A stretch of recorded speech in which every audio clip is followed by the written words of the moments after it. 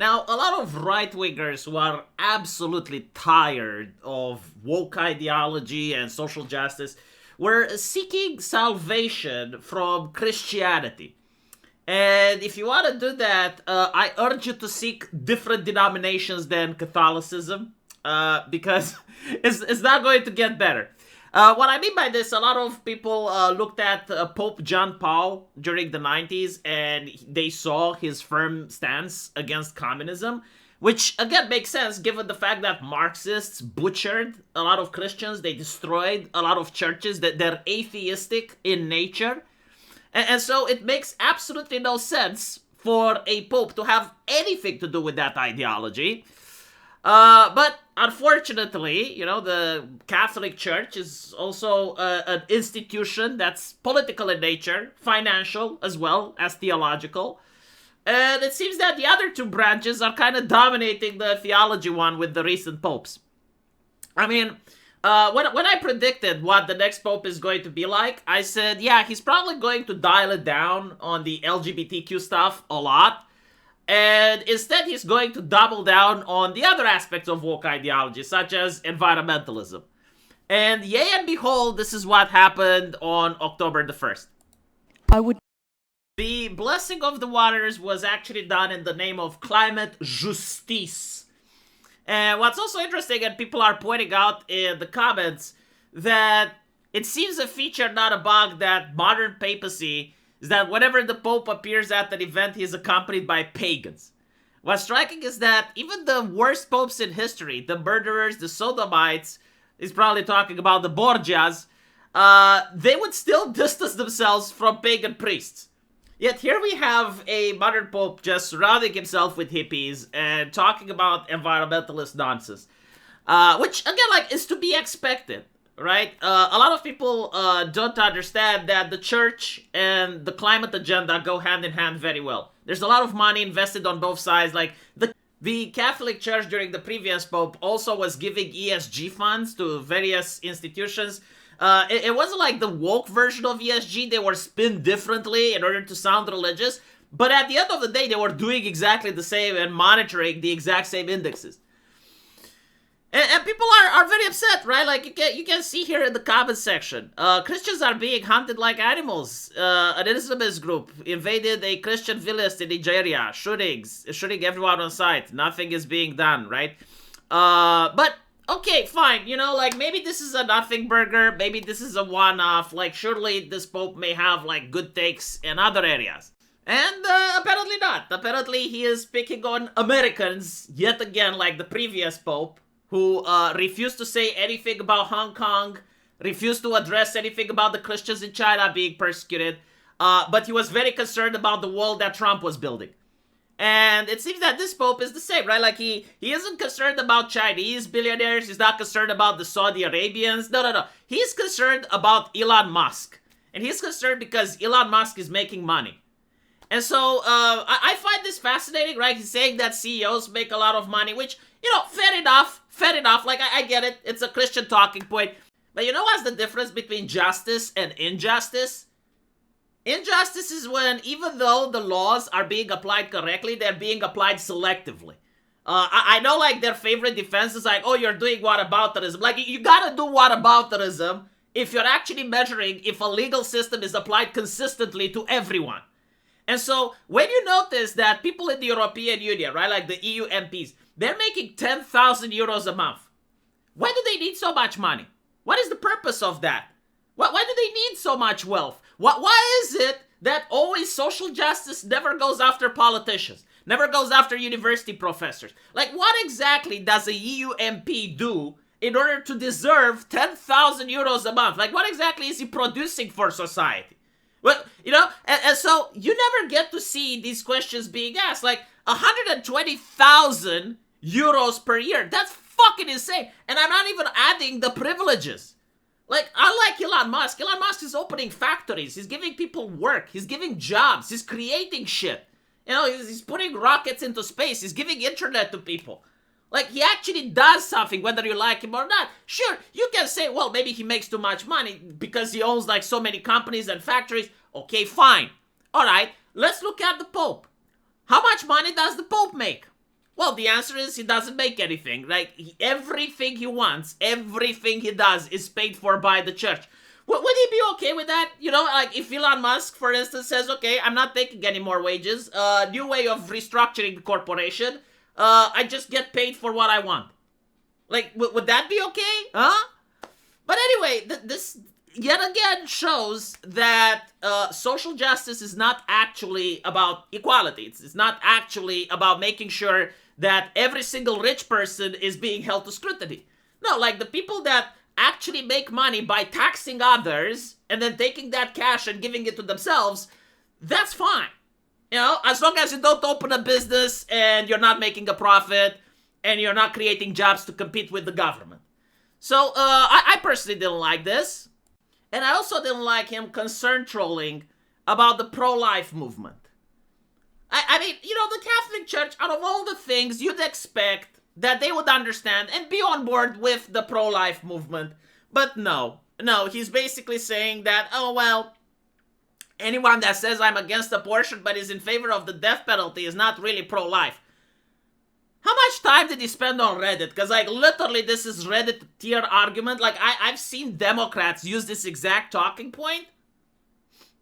Okay, let's analyze the issue and why it's wrong. Like, first of all, when people say pro-life, they don't genuinely mean pro-life, okay? Like, what they mean is pro-birth. Now, I'm not a pro-lifer myself, but I'm not going to strawman their arguments. Like, I can still, you know, have a debate with a pro-lifer without trying to twist his position or try to have, like, this level of Reddit snark with them. At the same time, I'm also not for the idea of, like, oh, yeah, let's have an abortion 7 months in. Like, that's American craziness. Like, honestly, when it comes to this issue, America is the land of the extremes. Either, like, not at all, not even in the case of rape, or, you know what, even if the woman is experiencing contractions, as long as it's not out of the vagina, it doesn't count. Like, why can't we have, like, a more modest take like we have in Europe, you know?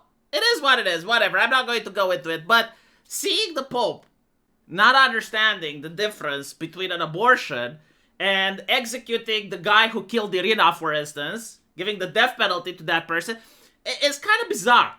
And so, I know a little bit of history, right? And I would understand it's like, okay, well, was this a consistent thing of the Catholic Church? Like were the Catholics consistently against executions? And if yes, why did medieval times do it? You know, why did they have the axe or the wheel or all these other things? Like, were those popes asleep? You know, at a time when the Catholic Church was at its highest power and could call down upon crusade, could excommunicate entire kingdoms during the era of Innocent III. Like, was Innocent III really that clueless? Was he not aware that rapists and murderers are getting the rope or the axe? What happened? And so, you know, I did the thing that everyone does, and it's like, hey, Grok, is it true? But Grok, is it true? And I asked Grok, right? What did Pope think about the death penalty? I know in medieval time, kings used the wheel to break people.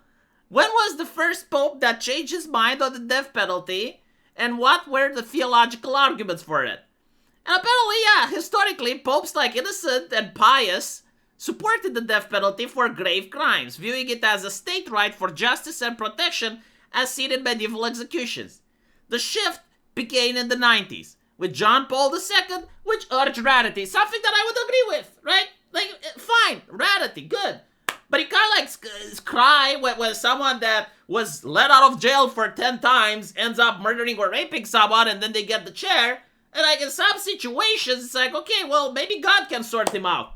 Clearly, the human justice system is incapable. Benedict opposed it more firmly. Francis was the first to declare it inadmissible in all cases, right? So, like, the Marxist Pope in 2018. During, like, the peak of anarcho-tyranny in many American cities, that's when it was declared. And now this guy is like, which is like, okay, fair enough, he's against the death penalty, but why exactly is he throwing shade at the pro-lifers? Like, why exactly does it matter what arguments pro-lifers make as long as the arguments are being made and are pushing the issue? Right? Or why not help them make better arguments? That would also be a question. Like, does the church not care anymore? Is this not a matter for the church? Yeah. Again, like, I'm not a Catholic. I don't give a shit. Like, I don't want the pro-lifers to have, like, the last argument and to be like, okay, well, even if she's raped. No. Obviously. I'm a European. I have. My culture actually did ban abortions. We actually know what happens when you do that. We're part of the culture that's shaped more by the ortho bros. They're a lot more chill on a lot of issues, right? But like, seeing what's happening, Catholicism just baffles me. Absolutely baffles me. Now here's the thing. This is why I knew that this pope is going to be the way it is.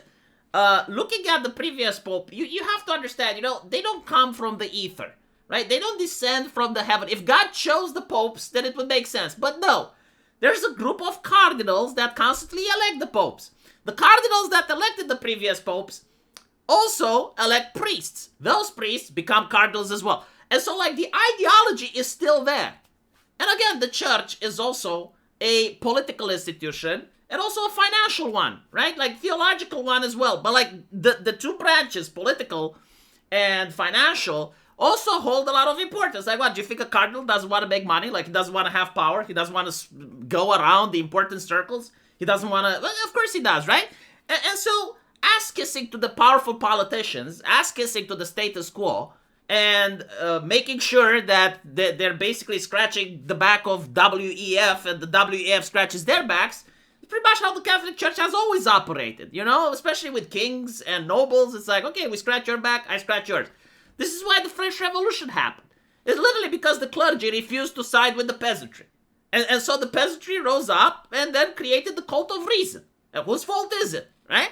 And this is exactly what we're going to see here. It's like when they elected the previous pope, they sided with the elites.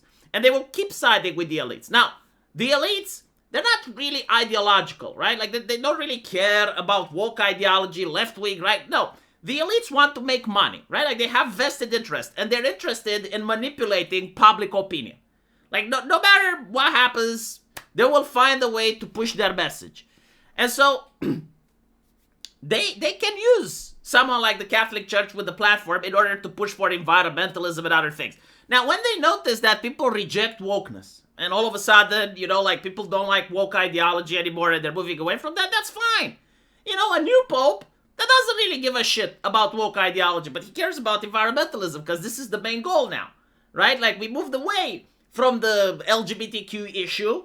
Like, that's already done, and that was done in order to create obedience, to ban people, to censor people, to create the cancel culture environment where everyone is afraid to speak up, where censorship becomes normalized, right? Like, they took one of the groups that a lot of people were disparaging in society, right? The LGBTQ, and they elevated it to a status symbol that anyone criticizing that group would immediately get banned.